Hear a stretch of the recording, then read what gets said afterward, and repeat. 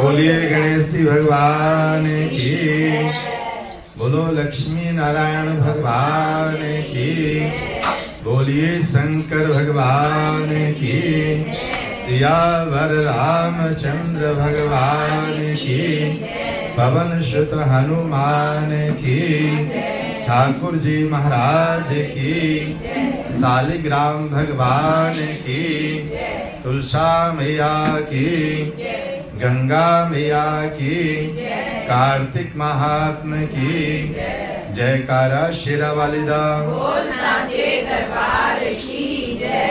ओम गजाननं भूतगणादिसेवितं कपेतजम्बूफलचारुभक्षणम् उमासुतं शोकविनाशकारकम् नमामि विघ्नेश्वरपादपङ्कजम्। गुरुर्ब्रह्मा गुरुर्विष्णु गुरुर्देवो महेश्वरः, गुरुः साक्षात् परब्रह्मा तस्मै श्री गुरुवे नमः। बंसी विभूषित करा नवनीरदाबात्, पीताम्बरादरुणबिम्बफलादरुष्ठात्, पूर्णेन्दु सुन्दरमुखा दरवेन्दनेत्रात्, कृष्णात् परं किमपि त्वमहं न जानी।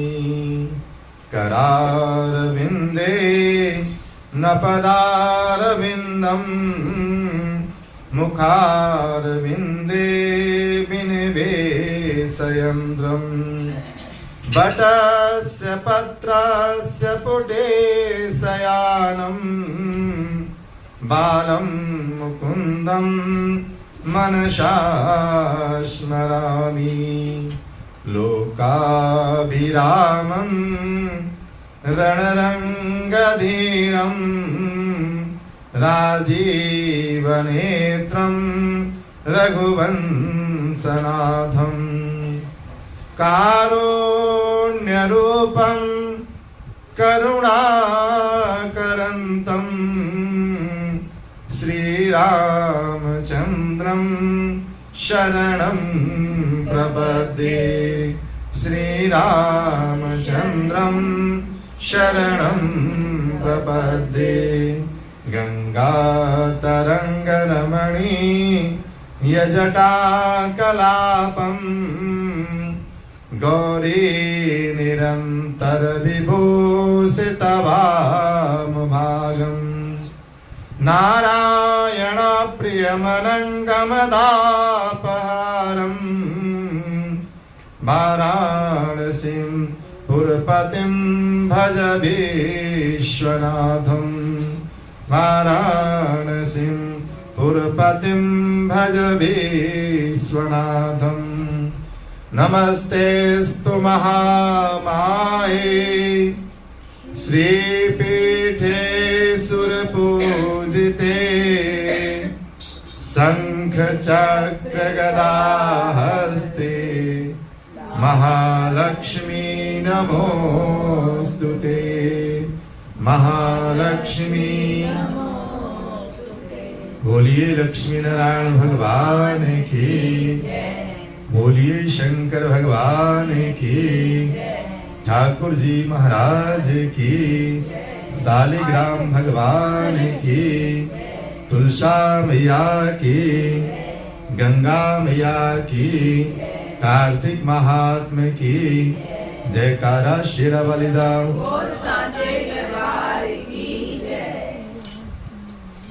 कार्तिक महात्म की कथा में आप लोगों ने अभी तक जो कथा सुनी, उसमें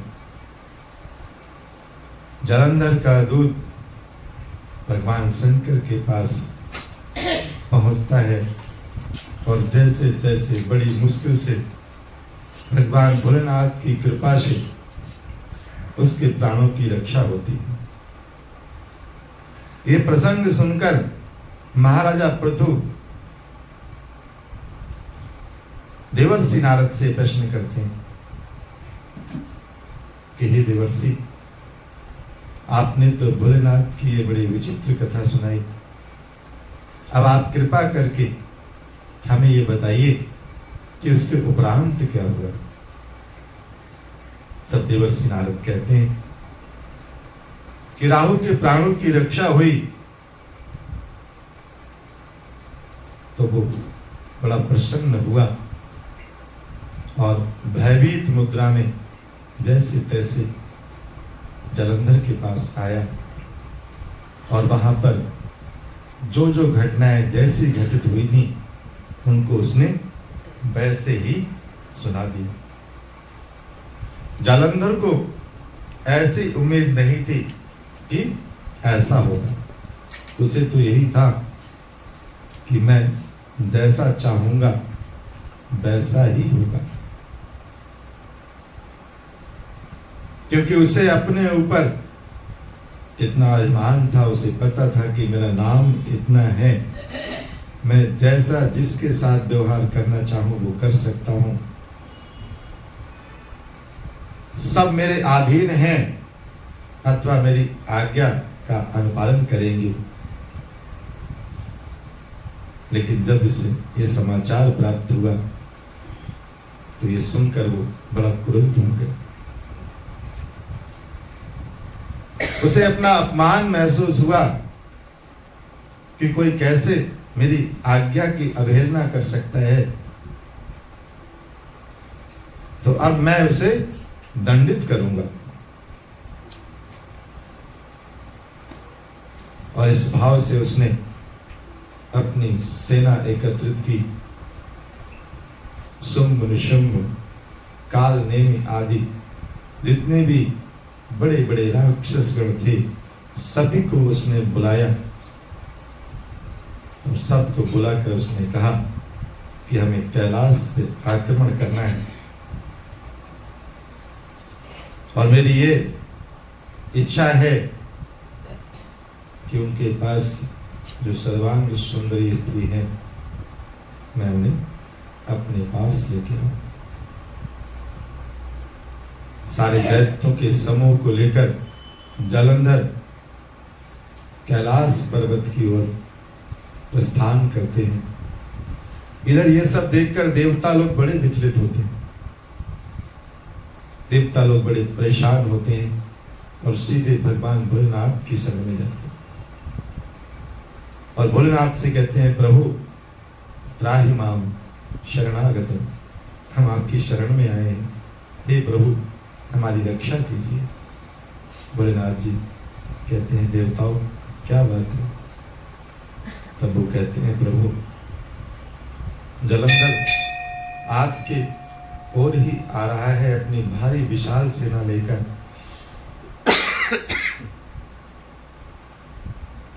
हमने भगवान विष्णु से प्रार्थना की थी, भगवान विष्णु भी वचनबद्ध होके उसके अधीन हो गए, लक्ष्मी सहित उसके घर में निवास करते हैं। हे प्रभु अब हमारे प्राणों की रक्षा कौन कर सकता है? अब आप ही हमारे प्राणों की रक्षा कर सकते हैं, इसलिए हे भोलेनाथ हमारी रक्षा करें, रक्षा करें, रक्षा करें। भगवान भोलेनाथ देवताओं की प्रार्थना को सुनकर देवताओं को आश्वस्त करते हुए कहते हैं, हे देवताओं आपको चिंता करने की आवश्यकता नहीं है। आप ये जानिए कि जालंधर का काम समाप्त हो गया, उसे मरा हुआ ही जानिए, उसे आप अब जीवित मत मानिए, निश्चिंत होकर आप जाइए। देवताओं को आश्वस्त करके भोलेनाथ जी अपने आसन पर विराजमान होते हैं माता भगवती के साथ। इधर जालंधर अपनी विशाल सेना को लेकर जब पहुंचता है तो भोलेनाथ भी आदेश देते हैं अपने गणों को, भगवान के गण हैं नंदी आदि, गणेश आदि, कार्तिकेय जी, कीर्तिमान जी आदि आदि सभी जितने भी गण हैं, इन सबको आदेश देते हैं। वो सब भी युद्ध करने के लिए तत्पर होते हैं।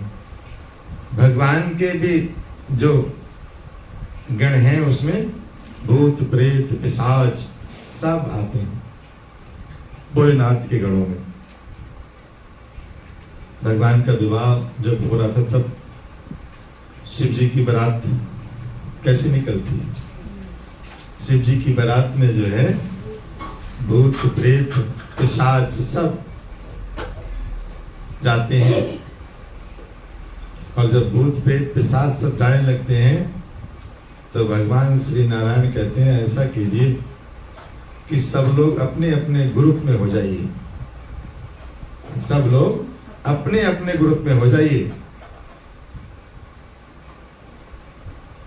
भूत प्रेत पिशाचों का जो ग्रुप है वो भोलेनाथ जी के साथ रहेगा, और देवताओं का जो ग्रुप है वो हमारे साथ रहेगा, और ऋषियों का जो समूह है वो अलग रहेगा, और दिव्य मनुष्यों का जो ग्रुप है वो अलग रहेगा।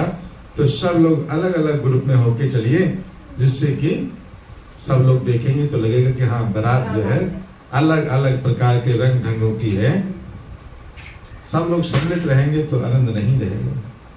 तो भोलेनाथ जी ने भगवान विष्णु की ओर देखते हुए थोड़ा मुस्कुराते हुए कहा कि प्रभु, हम जानते हैं कि आप हमारे साथ भी कभी कभी हंसी ठिठोली कर लिया करते हैं, लेकिन कोई बात नहीं, जैसा आपने कहा है वैसा ही होगा।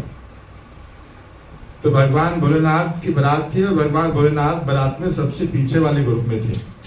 वैसे दूल्हा आगे चलता है, लेकिन भोलेनाथ जी अपनी बारात में सबसे पीछे ग्रुप में थे। तो जैसे ही नारायण का ग्रुप आगे पहुंचा तो लोगों ने सोचा दूल्हा आ गया, वाह कितना सुंदर दूल्हा है, वाह। क्योंकि वो जानते थे कि अगर शिव जी का ग्रुप पहले पहुंच गया तो वहां कोई देखने के लिए बाकी लोगों को बचेगा ही नहीं, वो सब भाग जाएंगे और लोगों को कौन देखेगा। तो इसलिए सारी बारात में जो लोग दिव्य दिव्य लोग थे वो सब आगे आगे ग्रुप में चलते गए। अब जब पीछे से भोलेनाथ का ग्रुप पहुंचता है तो वो तो भाई सब एक से एक हैं। भगवान भोलेनाथ का भी स्वरूप विकट, यहाँ तक कि कहते हैं कि उनकी सासू माँ जो है थाल लेके आई थी तो वो भी बेचारी बेबस हो गई। और अंत में उन्होंने नारद जी को बहुत बुरा भला कहा कि नारद जी का हमने क्या बिगाड़ा था कि जो उन्होंने ऐसा सुनिश्चित कर दिया, बताओ हमारी कन्या बेचारी कैसे अपना जीवन यापन करेगी।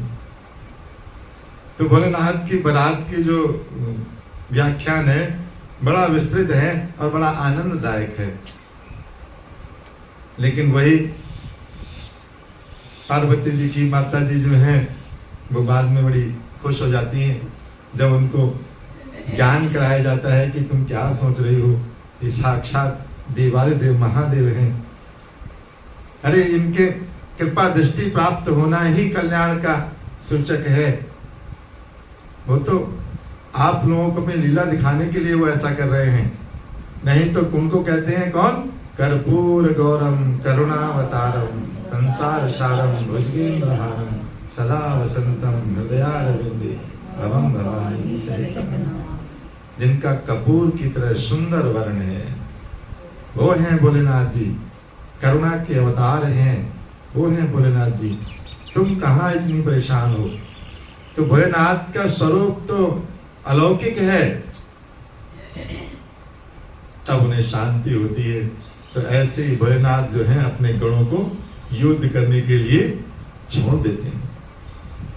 लेकिन भोलेनाथ जी आंख बंद करके भगवान विष्णु का ध्यान करते हैं और भगवान विष्णु से मन ही मन कहते हैं कि हे प्रभु, आपने उसको जलंधर को क्यों नहीं मारा? आप उसके वशीभूत होकर उसके घर में निवास कर रहे हैं। तो भगवान भी मन ही मन जवाब देते हैं, इसलिए नहीं मारा क्योंकि वो आपके ही अंश से उत्पन्न है, आपके ही अंश से उत्पन्न है। और हमारी जो लक्ष्मी जी हैं उनका भाई रिश्ते में लगता है। दो दो कारण थे, इसलिए मैंने अपने हाथ से उसे मारना उचित नहीं समझा। अब आपको जैसा ठीक लगता हो वैसा कर लीजिए। भोलेनाथ ने मन ही मन प्रणाम किया भगवान विष्णु को और प्रणाम करके कहा, ठीक है प्रभु, जैसी आपकी आज्ञा। ऐसा कहकर भगवान भोलेनाथ जो है आगे के कार्य के लिए तत्पर हो जाते हैं। देखिए, जब भगवान विष्णु भोलेनाथ को स्मरण करते हैं तो भोलेनाथ के पास उनको महसूस हो जाता है कि नारायण ने हमको याद किया। अब नारायण जी जब भगवान भोलेनाथ जी को याद करते हैं तो भोलेनाथ को भी एहसास हो जाता है। जब भगवान कृष्ण मथुरा गए थे और कंस ने जो धनुष रखा था उसे बताया गया था कि जो इस धनुष को तोड़ देगा वही तुमको मार देगा। जो इस धनुष को तोड़ देगा, जैसे सीता जी के स्वयंवर में शर्त थी कि जो तोड़ेगा उसका विवाह होगा, ऐसे कंस के पास एक धनुष था। उस धनुष की बड़ी रक्षा होती थी कि इसको जो धनुष को तोड़ देगा मानो वही कंस का वध कर सकता है। तो उस धनुष को कंस ने बहुत संभाल के रखा था। भगवान कृष्ण जो है खेल खेल में घूमते हुए जाते हैं और वहां पहुंच जाते हैं और वहां पे सख्त आदेश था कि इसके अंदर कोई ना आए जहां पर धनुष रखा हुआ है। कृष्ण और बलराम तो छोटे छोटे बच्चे हैं, वो अपने बच्चे थोड़ा साइड करके पहुंच गए अंदर, धनुष को प्रणाम करने लगे। जो वहां पुजारी जी थे उनसे कहा, बाबा ये धनुष कैसे है? तो नहीं नहीं, इसको छूना मत, इस धनुष को छूने की आज्ञा नहीं है किसी को, तुम कैसे अंदर आ गए? उनका, बाबा हम तो ऐसे ही दर्शन करने आए थे, प्रणाम कर ले धनुष को। हाँ प्रणाम कर लो। बाबा इसको छू सकते हैं? उनका बच्चे हैं क्या, कोई बात नहीं, छू लो। उनको छू लिया। उसके बाद उन्होंने कहा, बाबा कहो तो इसको उठा लें। नहीं, अरे तुम बच्चे हो, तुम उठा पाओगे इसको? वो कहते देख लेते हैं उठता है कि नहीं उठता है। तुम सब बच्चे हैं, हंसी मजाक कर रहे हैं, कोई बात नहीं। अब भगवान ने आंख बंद की और आंख बंद करके भोलेनाथ जी को याद किया, प्रभु आज्ञा है। जैसे ही उन्होंने आंख बंद करके भोलेनाथ जी को याद किया, भोलेनाथ जी ने मन ही मन उत्तर दिया कि जैसी आपकी इच्छा प्रभु। क्योंकि वो धनुष भी भोलेनाथ जी का ही था और वो जो सीता स्वयंवर में टूटा था वो भी भोलेनाथ जी का ही था।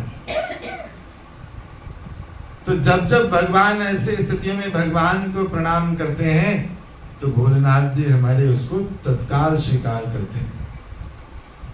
ऐसे ही हम लोग जैसे भोलेनाथ जी को ऐसे जल चढ़ाते हैं वो भोलेनाथ जी के ऊपर ही गिरता है, लेकिन हमारा भाव उतना प्रबल होना चाहिए।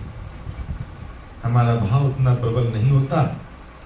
हम जल चढ़ाते समय मन हमारा कहीं विचरण कर रहा होता है या मन में कुछ नाना प्रकार के द्वंद्व चल रहे होते हैं, लेकिन ये मानिए कि हम भगवान के ऊपर जो कुछ भी अर्पण करते हैं वो प्रभु को प्राप्त होता है।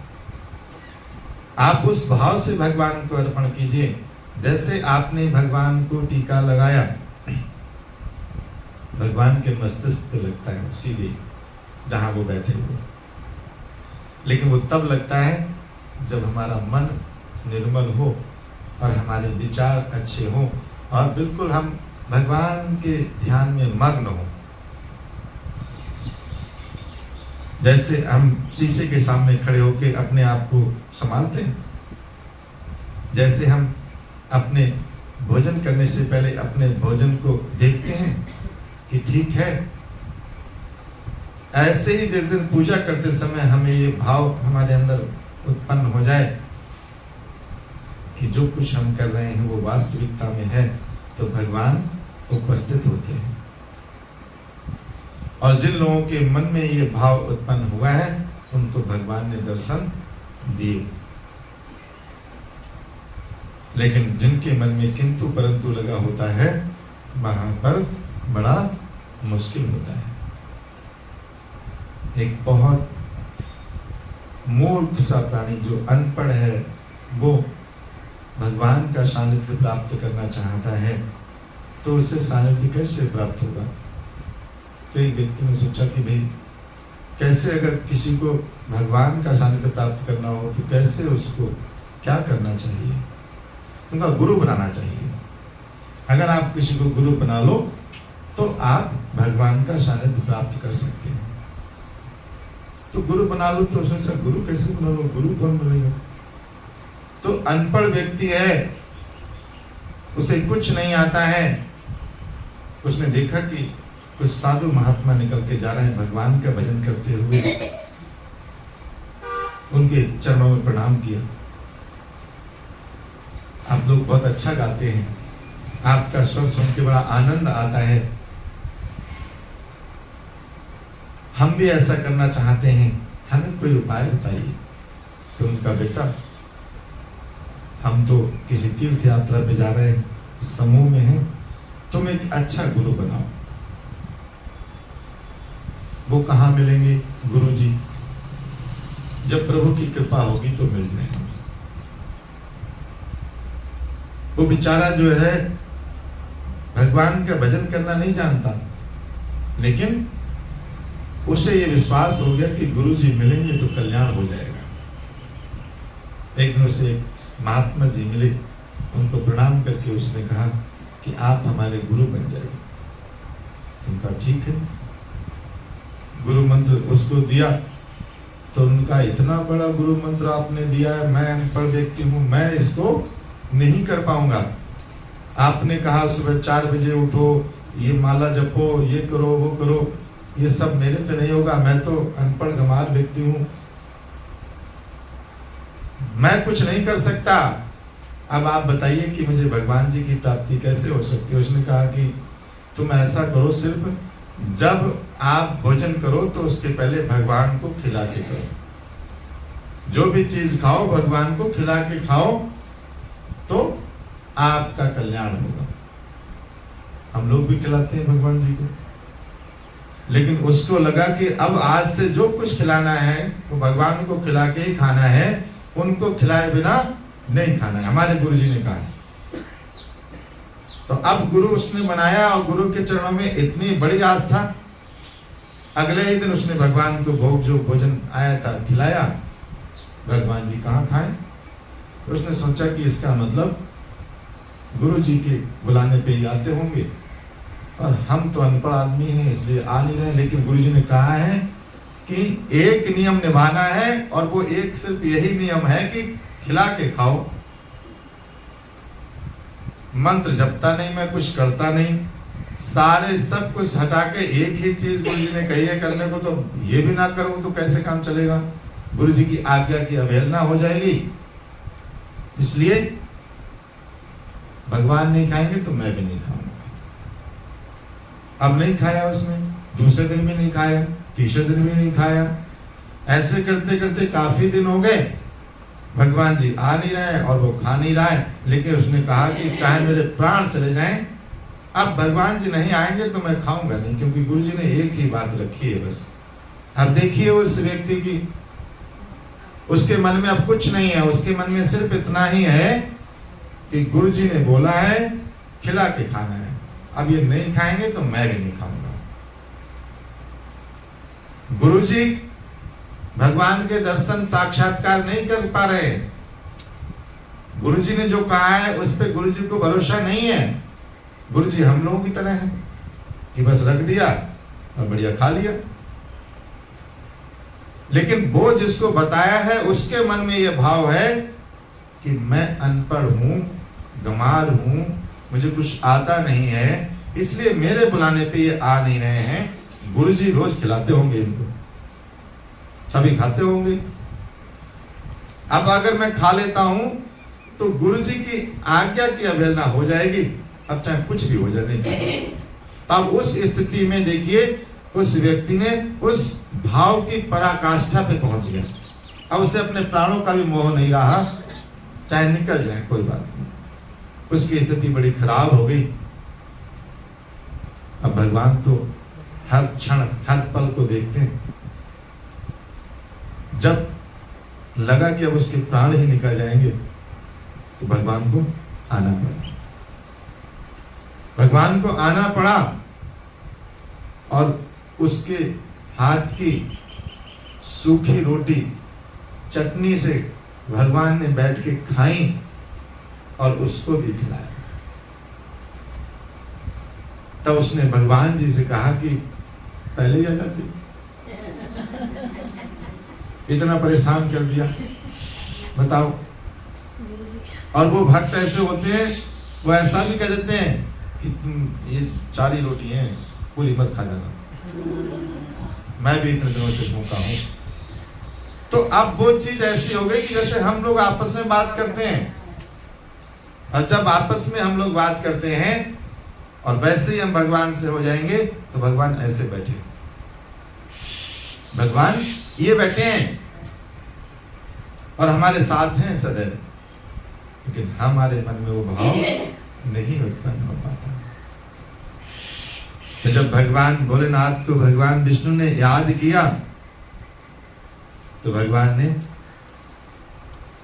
बता दिया कि मैंने क्यों नहीं माना है। ये सुनकर भोलेनाथ जी ये भले प्रकार से जानते थे कि अब जो कुछ करना है देवताओं के कल्याण के लिए हम ही ने करना है। इस बार नारायण जी ने हमें ही ये उत्तरदायित्व सौंपा है, नहीं तो ये सारे कार्य लक्ष्मी नारायण ही करते हैं। जितने भी दैत्य हैं उनका संहार जब भी होता है भगवान विष्णु ही करते हैं। तो इस प्रकार से सारे दैत्य एकत्रित हुए और भगवान के गण एकत्रित हुए। दोनों में आपस में महाभीषण युद्ध प्रारंभ हो जाता है। दोनों में आपस में भीषण युद्ध शुरू हो जाता है और शुक्राचार्य जी, राहु, ये दोनों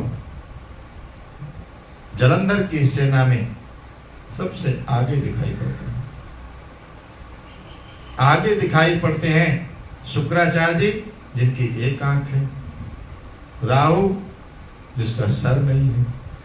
ये सब अशुभ सूचक होते हैं। कहते हैं कहीं रास्ते में जा रहे हैं, अगर आपको एक आंख वाला व्यक्ति दिख जाए तो अशुभ मानते हैं, या कोई अंगहीन व्यक्ति दिख जाए तो अशुभ मानते हैं। आजकल तो आपको पता ही चलेगा एक आंख वाला कौन है, वो चश्मा लगा लेता है, पहले दिखाई पड़ता था। खाली बाल्टी दिख जाए अशुभ मानते हैं। अब तो कोई यहाँ सिस्टम ही नहीं है। पहले कुआं होते थे, कुएं पे कोई खाली बाल्टी लेकर तो वो रुका रहता, भरो बाल्टी, हमको निकलना है। तो बाल्टी भरी हुई दिखाओ तब वो जाएंगे, तो शुभ सूचक माना जाता था। तो जालंधर के सेना में तो सबसे आगे 2 अशुभ लगे। जैसे ही वो युद्ध करने के लिए बढ़ते हैं कि उनका मुकुट सर से गिर जाता है। अब मुकुट सर से गिरना अशुभ सूचक माना जाता है। इसका मतलब हमारा कल्याण नहीं है, हमारे साथ कुछ गलत घटने वाला है, सावधान हो जाएं। आपको कोई अशुभ सूचक संकेत मिलते हैं तो आप 2 मिनट 5 मिनट रुक जाएं, भगवान का नाम ले लें। आपके मन में ये आता है कि बिल्ली ने रास्ता काट दी है, तो आप भगवान का नाम लेके आगे बढ़ेंगे, कुछ नहीं होगा, हमारी रक्षा प्रभु जी करेंगे। तो उन्होंने देखा कि जालंधर का मुकुट सर से गिर गया, अशुभ सूचक है, लेकिन दैत्यगण जो हैं इन बातों का विचार नहीं करते।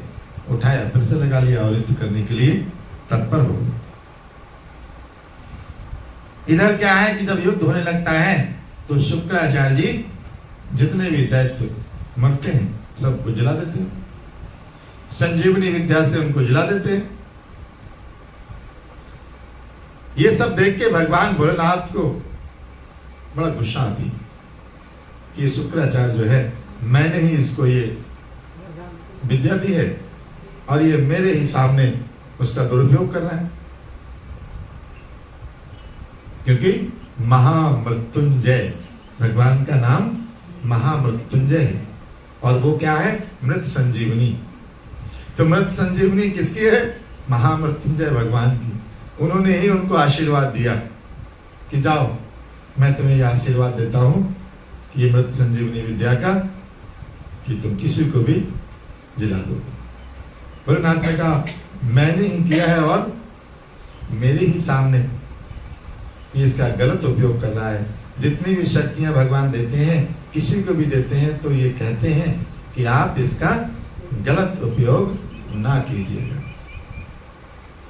लेकिन जितने भी लोग हुए, बहुत कम ही लोग हुए अपनी शक्तियों का सही उपयोग करने वाले, अन्यथा सारे लोग गलत उपयोग ही करते हैं।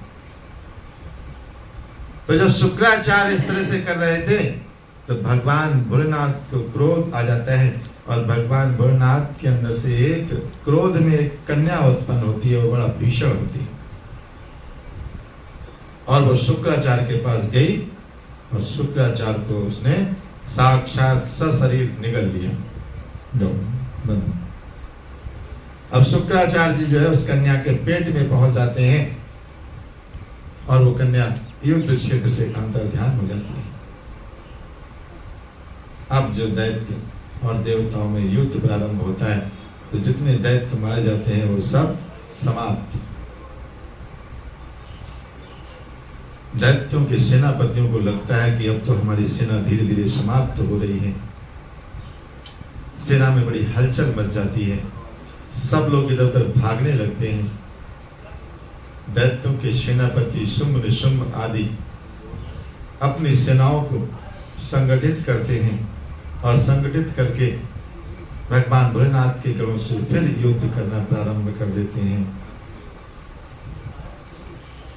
और युद्ध करते करते काफी समय व्यतीत हो जाता है, लेकिन दोनों तरफ की योद्धा युद्ध में अपनी अपनी युद्ध कुशलता के द्वारा हार मानने को तैयार नहीं है। अब प्रभु की कृपा से किसकी विजय होगी उसे हम कल सुनाएंगे। बोलिए लक्ष्मी नारायण भगवान की, बोलिए उमापति महादेव की, ठाकुर जी महाराज की, शालिग्राम भगवान की, तुलसा मैया की, गंगा मैया की, कार्तिक महात्मा की, जयकारा शेरा वाली दा बोल साचे दरबार की जय।